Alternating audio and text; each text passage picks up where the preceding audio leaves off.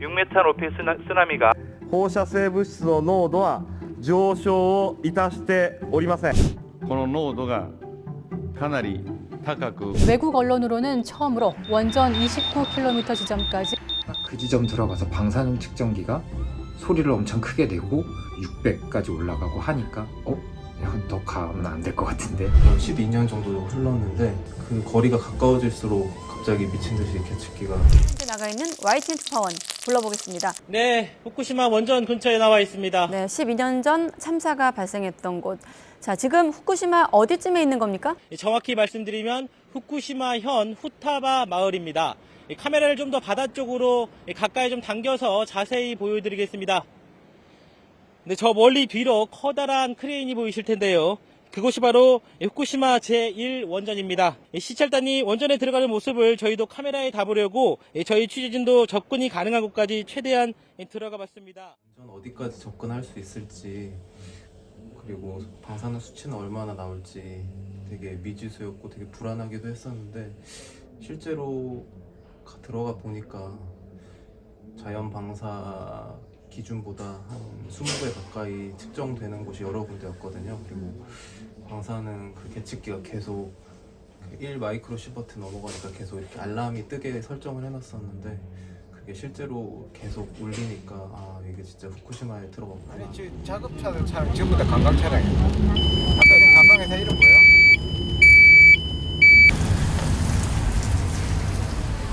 すいません、韓国テレビなんですけども、今日視察団も入ってますか？ちょっとわからないです。わかんない。はい。入れないですね。通行証をお持ちでないですよね。はい。入れないんで、こちらで U ターンになります。わかりました。はい。いつ出るかもわからない。はい。いつ出るかもわかんないですね、視察団。ちょっとわからないですね。はい。少々お待ちください。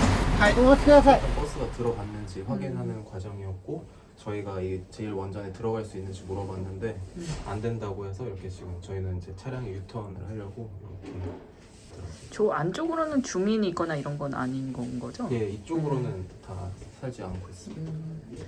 저기서는 이미 이제 좀 방사능 수치가 되게 높게 나오고 있는 상황이었겠네요. 여기도 제 기억상으로는 한 1에서 2 마이크로 시버트는 계속 계측기는 켜놨었는데 계속 울리더라고요.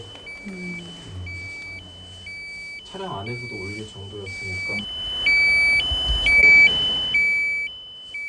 좀 그래도 취재하면서는 조금 더 접근해보고 싶다 이런 생각도 좀 하셨어요? 솔직히 더 들어가 보고는 싶었는데 일단 뭐 귀한 곤란 구역이어서 이런 구역도 아직 여전히 많았었고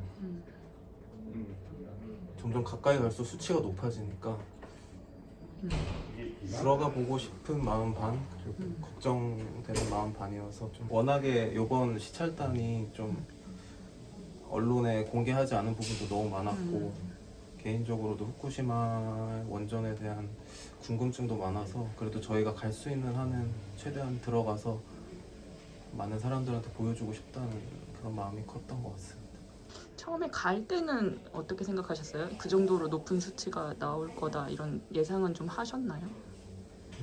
일단 저희가 도쿄 그 시내에서 관공서들 모여 있는 곳에서 측정을 해봤는데 그때는 0.12, 0.15 그 정도로 자연 방사 그 수치가 나와서 그 정도로 높은 수치가 나올까? 실제로 들어가 보니까 그 당시보다는 수치가 많이 내려가긴 했어요. 근데 그래도 여전히 그곳에서 저희는 하루 이틀 정도 있었는데 거기서 1년, 2년 이렇게 살게 되면은 저희 한 사람이 연간 받을 수 있는 그 방사능 수치를 훨씬 뛰어넘는 거거든요. 그래서 그 당시보다는 많이 낮아졌지만 아직까지 위험한 곳이구나라는 생각을 했습니다. 원자로들은 차례대로 폭발하며 일본 열도를 방사능 공포에 몰아넣었습니다. 目に見えないだけに心配です。そして表に出ないようにって言われてもこうしてハウスの管理とかある程度やっぱりやんなくちゃならないし出ないわけにいかないんでやっぱり心配です。それは皆さんしたいでしょう。でも村も一生懸命頑張ってて皆さん頑張りましょうって言ってる時にねやっぱり皆さん我々も頑張ることが大切なんだなと思いますよ。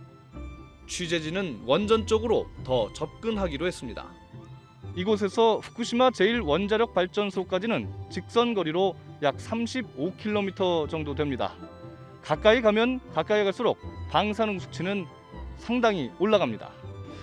이게 점점 그 일본 내 피해 상황에 대해서 알아보다 보니까 이제 원전 근처까지 가게 된 거죠. 그리고 기왕 가본 김에 방사능 측정기도 있겠다 해서 그럼 어디까지 갈 수 있을지 한번 르포 형식으로 다뤄보자 해서 좀 가까이까지 가게 됐었습니다. 좀 걱정되진 않으셨어요? 그때 갈 때? 처음에 출발하기 전에는 사실 되게 걱정됐었어요. 방사능이라는 게 어떤 건지 몰랐으니까. 근데 막상 취재를 시작하고 나서는 사람도 많이 없기는 했지만 주변에 보이는 게 뭐 변화된 모습들이 전혀 없으니까 제가 알 수 있는 게 없더라고요. 그래서 뭐 무섭다는 생각은 안 들다가 딱 그 지점 들어가서 방사능 측정기가 소리를 엄청 크게 내고 숫자가 뭐 말도 안 되는 숫자가 막 600까지 올라가고 하니까 그때는 이제 좀 더 가면 안 될 것 같은데 그런 생각이 좀 들었죠. 그 수치를 보자마자 그럼 나오시게 된 거예요? 저희가 아까 말씀드린 것처럼 르포 형식이었기 때문에 그 수치랑 그걸 기준으로 해서 스탠드업은 잡고 방사능 수치는 상당히 올라갑니다. 수치가 높을 거라는 걸 예상은 했지만 기준치라는 걸 알고 있었고 그 순간적인 수치지만 수천 배에 달하는 수치가 나오니까 선배도 많이 놀라고 저도 많이 놀라서 그 안에서 제가 몇 시간 있는 것만으로도 일반인들이 1년 몇 수년에 달하는 방사능 양을 몸에 넣을 수 있다고 하더라고요. 방사선사들이 1년에 받을 수 있는 방사선의 양이 뭐 50 마이크로시버트 그 정도인데 그날 현장에서는 600, 바닥에서는 600까지 나오고 했으니까요. 원전 주변 지역 주민들은 눈에 보이지 않는 방사능 공포의 싸움을 아무도 몰랐어요. 그 방사능이 어떤 상태인지 아무도 몰랐기 때문에 저희가 참 무지했죠. 그래서 방진 마스크랑 방진복 같은 걸 입고 간 거예요. 들어오고 나서 들어보니 아무 효용이 없었다는 걸 이제 돌아와서 알게 됐죠. 수치를 잡았던 값보다 조금 올라가 있는 상황입니다. 네. 그렇지만 저희가 현재 오염으로 판단하는 것은 현재 기준에서의 10배 정도가 되었을 때 오염이라고 이야기를 하고요. 원자력 병원에서 한번 검사를 받아봐라 권유를 해주셔서 검사를 받았어요. 뭐 얼마나 유의미한지는 모르겠는데 유전자가 1000개 기준으로 해서 뭐 8개 정도가 뭐 변형 같은 게 있다고 하더라고요. 유의미한가요? 물어봤더니 네, 유의미하긴 합니다. 그런데 가기 전에 비교군이 없기 때문에 그걸 가지고 이게 방사능 피폭에 의한 변이다라고 판단하기는 좀 어렵다 이렇게 말씀을 하셨어요. 갔다 오고 나서는 사실 큰 느낌은 없었어요. 그게 어쨌든 그 전에 제가 어떤 사람이었는지 제 유전자가 어땠는지 모르기 때문에 그냥 갔다 오고 나서는 그런가 보다, 좋은 경험했다 정도로. 그리고 다행히 지금까지는 별 이상 없이 잘 살고 있어서. 시간이 10년 이상 흐르긴 했지만 네네. 다녀온 입장에서 좀 해주신 얘기가 있으실까요? 그러니까 그때와 수치가 얼마나 달라졌을지 저는 예측을 하기는 어려운 상태였지만 일단 방사능이 무서운 건 안 보이기 때문에 체감할 수 없다는 게 가장 무섭다는 걸 좀 알려줬어요, 미리. 그렇기 때문에 늘 어떤 현장에 가도 그 눈에 보이지 않는다고 해서 너무 마음 놓지 말아라.